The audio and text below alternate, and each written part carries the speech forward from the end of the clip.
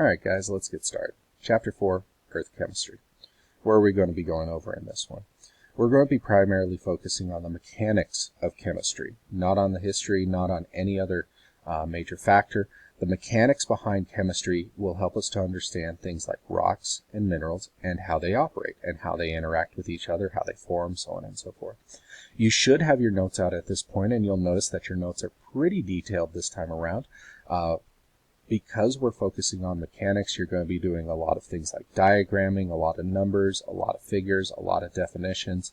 It's going to be a lot of stuff. So make sure that you are keeping up with this and that you are studying these materials, and especially the parts in this video where I tell you you need to understand these things. Let's start off with, what is chemistry? Well, chemistry is the study of matter and how it interacts with itself. Matter is anything that has mass and takes up space. For the most part, this includes pretty much all of the major atom groups that you've ever heard of, things like carbon or nitrogen. All those are included in this. Everything on the periodic table is included in this. For the most part, matter in and of itself has a couple other things I want you guys to know about. Matter, for the most part, cannot be created or destroyed. There are a small handful of circumstances where you can kind of get around this. Say, for example, you throw matter at the speed of light, it kind of turns into energy. There are some kind of interesting things with that, but under pretty much all conditions that humans are able to elicit without some pretty heavy-duty science or machinery or explosive things like nuclear bombs, matter cannot be created or destroyed. This means that any sort of reaction that occurs, like combustion, where we set something on fire, the matter doesn't disappear or turn into energy with that one. Instead, what usually happens is that solid matter turns into a gas, and the weight of the gas is equal to the weight of the matter. It's just in a new form, and it changes its characteristics. There are two major types of characteristics related to matter, and they are divided into essentially these two groups, physical properties and chemical properties. Physical properties are things like color and weight, things that cannot be changed unless a chemical reaction occurs. And then chemical properties are properties that essentially determine how these atoms interact with each other, whether or not they're going to combine or separate, whether or not they create heat when they react with each other, so on and so forth. All of the observable universe, at least the stuff that's observable without, once again, heavy-duty machinery or science, is made up of matter. All these stars are made up of matter. All the dust that we see that blocks some of these stars is also made up of matter. Pretty much everything out here is made up of matter, except for the space itself. There are a handful of particles out there that you guys have probably heard of, things like neutrinos or photons, that are considered to be a part of the universe, but they're kind of special particles, and because they don't interact with us very well, we don't typically study them at this level of high school. You can get into them at higher levels, and usually they start getting touched on at real high levels of things like quantum engineering or quantum mechanics, where we start looking at particles as more than just protons, neutrons, and electrons. Let's take a look at what all the different possible combinations of matter that are in the observable universe, what can they be? Well, you've probably already seen this. This is a periodic table. This includes all of the major forms of matter and all the different combinations of matter that we know of right now, and each one has its own individual properties. We organize these guys into a periodic table that allows us to ascertain information about it, and the periodic table is organized in a couple of different ways. First off, the periodic table reads like a book. Even with these big gaps, it still reads from left to right, and then it goes to the next row, left to right, left to right. How is the periodic table largely organized? Well, it's organized based upon the number of protons in each one of these atoms. So, for example, hydrogen has 1 proton, helium has 2, lithium has 3, beryllium has 4, 5, 6, 7, 8, and you'll notice there's numbers up here as well. The numbers can denote different things, and we'll talk about those a little bit more later. We also organize the periodic table in columns. These columns, all the elements here, you'll notice that they all have similar colors. Part of that is because they have similar properties, and they will tend to form chemical reactions that are similar in nature. So hydrogen will bond to the same things as lithium and sodium and potassium, and these guys are largely interchangeable in a chemical reaction and will produce very similar results. These guys also have very similar properties in and of themselves. Now, we touched on this a little bit. Protons, neutrons, electrons, it's what makes up everything out here, but what exactly are they, and what kind of things do we want to know about them? Well, let's first start off. Protons, neutrons, and electrons all exist inside of atoms. Atoms are the smallest unit of an element that maintains chemical properties. Atoms are typically very, very resilient little guys. They are very hard to break apart except under the most extreme circumstances, such as extreme pressure, extreme heat, lots and lots and lots of power. And in most normal circumstances, these atoms are not going to change all that much. What makes up those atoms? Three things: protons, neutrons, electrons. Let's take a look at your notes real quick. You'll notice number 2, it says particles of matter, proton, neutron, and electron. And it says charge and mass beside each one. So pay attention closely. Proton has a charge of +1. The charge is a very big factor in determining how these little guys will interact with each other. Positives attract negatives and vice versa. The other thing here is, what is its mass? It has a mass of 1. And it might seem a little bit weird. You're like, hey, where's the unit on this? Like, what is it? It's literally just a mass of 1. We call it 1 atomic unit. And protons, because they exist in individual little packets, you can have 1 or 2 or 3, and you can't really cut them into smaller pieces. The smallest thing that they can be is a single whole number. Neutrons, what are they? Neutrons have a charge of 0, and they have a mass of 1. Neutrons largely exist in pairs and in groupings with protons in something we call the nucleus. Neutrons are not attracted to protons or to electrons because of their charge, and they typically don't have a whole lot to do in chemical reactions because of that. The last one on here is the electron. The electron has a charge of -1 and a mass of 0. It is almost weightless. Now, let's talk a little bit about these three a little bit more, specifically this neutron. Why is it that the neutron exists? We have one here that has a mass of 1 and a charge of +1. The other one has a mass of 0 and a charge of -1. They're almost like opposites. And we know that they're attracted to each other because one has a -1, one has a +1. What do you think happens when these two guys actually touch or combine with each other? Well, they turn into neutrons. That's what happens. The +1 and the -1 cancel each other out and they go to 0. 1 + 0 = 1. Neutrons are just the combination of protons and electrons. But most of the time, these two guys can't possibly actually combine with each other, and that's partly because of where they exist.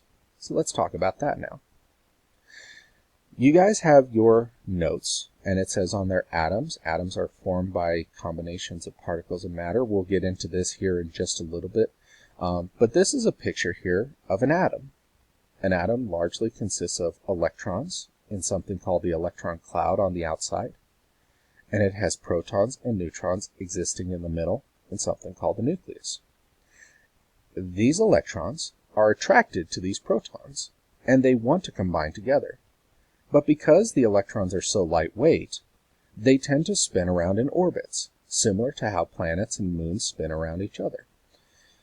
Because these guys are spinning around, and because they're so lightweight, they move extremely fast, and it's nearly impossible for an electron to actually strike a proton. It would be like two people in space shooting bullets at each other, but from 1,000 miles apart. The chance that the two bullets actually strike each other is pretty much 0. And that's basically what happens here. There is one other curious thing here that's worth noting. these guys are both positive. So why are they touching or seem to be touching? There is another force out there that's stronger than the attraction between negatives and positives in terms of charge. It's called the strong nuclear force. The strong nuclear force is responsible for things like fusion and hydrogen bombs. It's an incredibly powerful source of energy, and it tends to hold atoms together, and it gets released when these atoms break apart. If we wanted to break apart this nucleus, we would require an extreme amount of energy. Usually the amount of energy required to break this nucleus apart, or to take two nucleuses and force them together, is on par with that of a nuclear bomb. You'll get a little bit more information about that when you head into chemistry, and even when we start talking about nuclear technology, but we're not going to go into super big detail with it first of all here. Let's talk a little bit about a couple of different things here that are going on. First off, let's take a look at this. What is this? This is an individual atom on a periodic table, like one of these. See here, that's manganese, and we have manganese here. On your notes, it gives us a couple of different things, a couple of different numbers that we want to be able to kind of flesh out here. It says here, letter B, or number 3 atoms, letter B, it says atoms are named based upon the number of protons. We call that the atomic number. Number of protons determines that. C, when the neutron number changes, only the blank of the atom changes. Only the mass of that atom will change when the neutron changes. Okay. And then the last one there, when electron number changes, only the blank of the atom changes. Only the charge will change. And this ties back to our original definitions.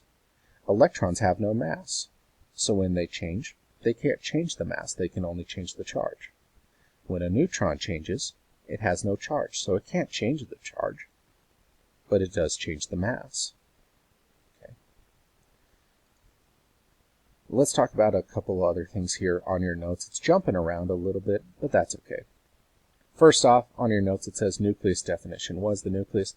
The nucleus includes the protons and neutrons and accounts for all of the mass in an atom. It only has a positive charge, and it exists in the middle of the atom. The electron cloud includes the electrons that move in the outer shell around that nucleus. So like this, the electrons are moving around the outside. We call that the electron shell.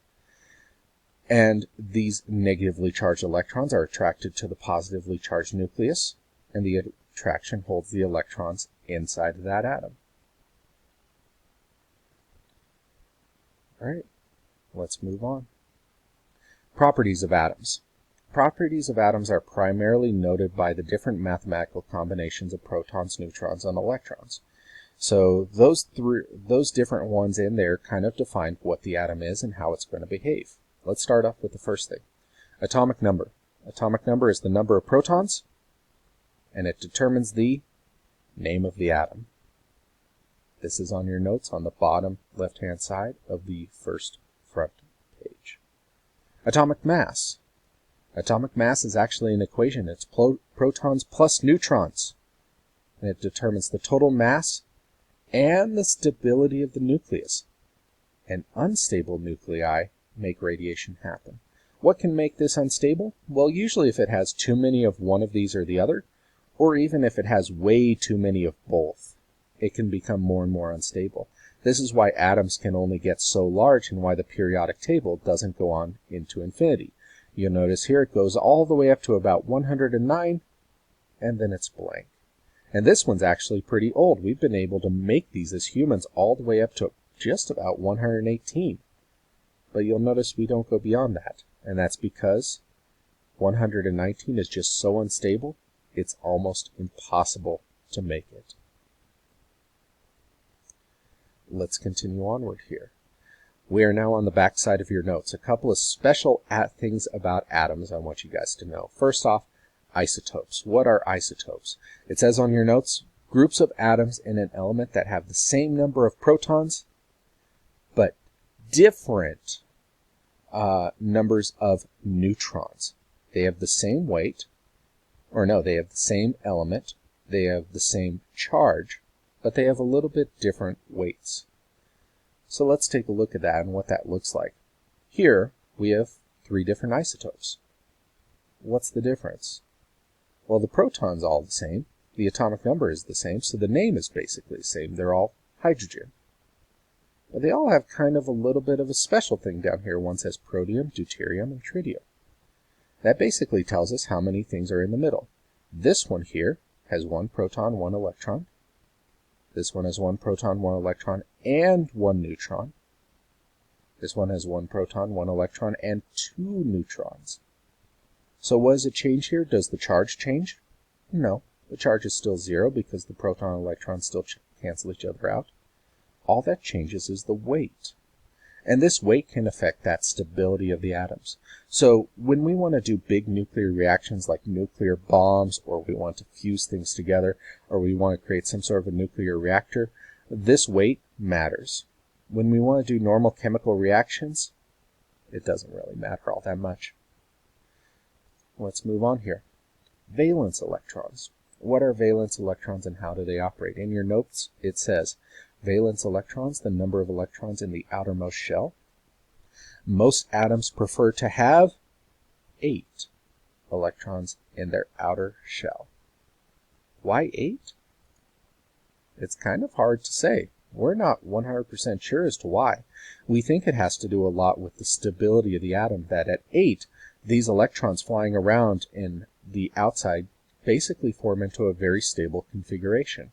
But when they don't have 8 in their outermost shell, like these guys here, you'll notice this one has 3, this one has 4 in its outermost shell, and this one has 5 in its outermost shell. These electrons organize themselves into big shells.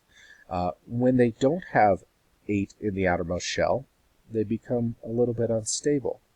And this is part of what leads to chemical reactions in general. Chemical reactions in general are usually figured out by humans as atoms wanting to achieve 8 electrons in their outermost shell by borrowing electrons from other atoms.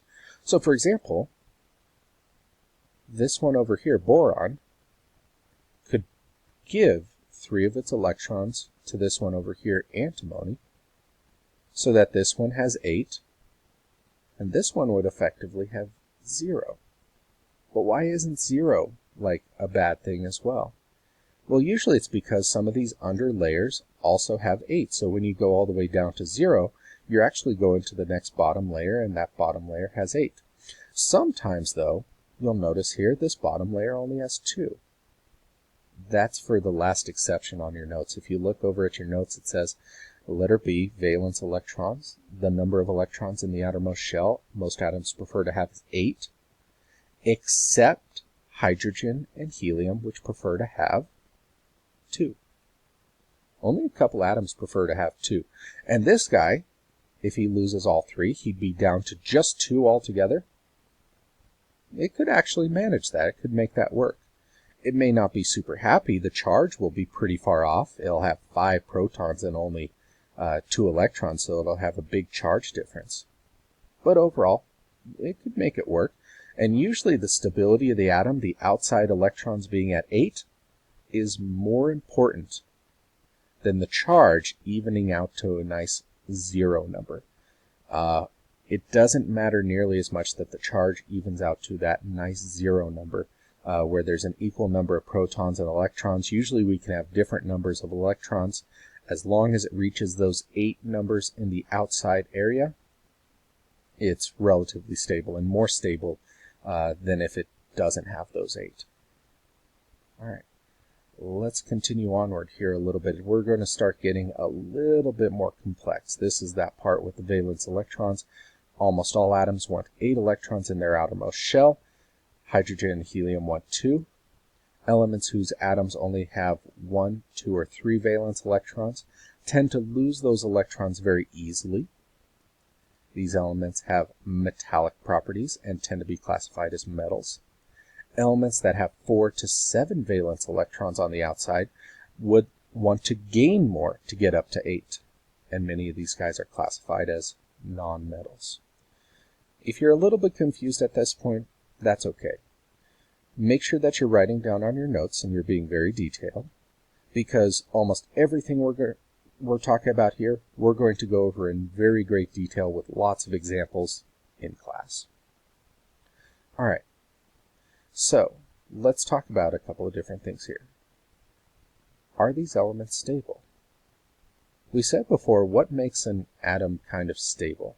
We said it wants 8 in the outside, right? Well, this guy has 1, 2, 3, 4, 5, 6, 7, 8. So is it stable? Yeah, it's stable. It's stable, and it has something called an octet. An octet is basically a nice way of saying it has 8 valence electrons, or 8 electrons in its outermost shell. What about sodium over here? Sodium has exactly 1. So what do you think it's going to want to do with that? What do you think is easier to do? Would it be easier to get 7 more electrons, or to just get rid of the one that it has? Most likely sodium is just going to get rid of the one that it has. And we also kind of organize our periodic table this way. Let's take a look at where sodium is on the periodic table. Sodium is right there. Sodium has 1 electron, and it wants to get rid of that 1 electron. Well, what other things on this periodic table also have 1 electron and would react in a similar way? Everything in the same column will usually have the exact same number of electrons on the outside shell. Hydrogen only has 1 on the outside. Lithium only has 1. Sodium has 1. Potassium has 1. Rubidium has 1. Cesium has 1, and francium all have 1. This is part of the reason why they're in the same row and they have the same color. They're going to react the same way. If they all have 1, they all want to get rid of that 1. What about the rest of the periodic table? How is it organized? Well, everything in the second row all have 2 valence electrons. All these ones have 3 valence electrons. These have 4. These have 5. These ones have 6. These ones have 7. And these ones have 8. Which row do you think would be the most stable out of all of these? It would be this one, because they all have 8. And they won't react with anything else. We call these guys the noble gases, because they won't react with anything other. Now you'll notice we skipped a big area. We skipped this huge area. So how many valence electrons do you think these guys have? Well, it's actually pretty simple. This row had 2. This row had 3. So these guys have somewhere between 2 and 3. Sometimes they have 1, sometimes they have 4. They're a little bit weird. Because they're all really weird, we kind of throw them all together. And we call these guys our transitional metals. They're transitioning from 2 valence electrons to 3 valence electrons. So how do you think all of these guys are going to want to react? Well, because they're only sitting at 2 or 3 or 4, most of them will want to get rid of their electrons. And because these guys are sitting at 7 and 6, these guys are going to gain lots of electrons. So almost universally across this periodic table, things that are over here on the right-hand side want to combine with things over here on the left-hand side. That's an easy way to remember how these guys like to operate and how they're going to achieve the greatest amount of stability. Let's continue onward here. What about compounds, atoms, molecules, so on and so forth? Let's talk about this for a little bit. Skip around here. All right, molecules. On your notes it says, when atoms bond. Elements rarely occur in pure form in the Earth's crust. And that kind of makes sense. We said before that most of the periodic table does not have the 8 that it wants. Only this row has 8. The rest of these have somewhere between 1 and 7. So what are they going to want to do? They're going to want to combine together in order to achieve 8. So most of the atoms in the Earth's crust want to combine with each other to achieve some level of stability. How can they combine? One way is through compounds. Compounds are typically small groups of individual atoms, and the main feature here is that it's a small group. Usually only 1, 2, 3 atoms in there, and they're combined in nice, understandable patterns. So it's 2 of X and 1 of Y, and it's always 2 of X and 1 of Y, and that makes that particular compound. It could be 3 of X and 1 of Y, so on and so forth. What's a molecule? A molecule is typically a very large group of atoms that are all trying to achieve that level of stability by getting 8, but they all get stuck together into one giant glob. What does this look like? Well, here we have it. All of these guys here are molecules. Sometimes molecules can get to be really big. Sometimes they can be a little bit smaller. Sometimes they can be complex patterns of things combining together.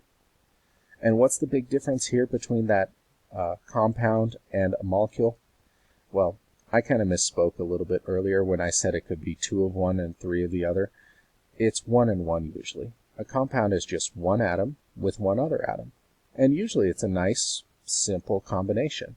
So for example here, hydrogen with fluorine. This one wants one electron. This one wants to get rid of 1 electron. Boom, compound made. All right, let's move on here a little bit more. Chemical formula. 3 main types of chemical formulas. Oh no, am I skipping around here?